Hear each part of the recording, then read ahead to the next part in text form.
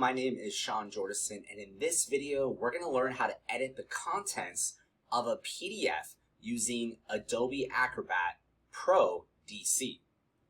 I have a PDF here, a certificate of completion, that I actually need to print out for several other people. Now, instead of creating a new PDF each time, what I'm going to do instead is select the Edit button from my Tools panel, and I'm simply going to select Edit PDF. Now this brings up a little dialog box around our content, and let's say we want to change the name from Sean Jordison to John Doe. I'll simply change the name, select Close, and then we would do a File Save As.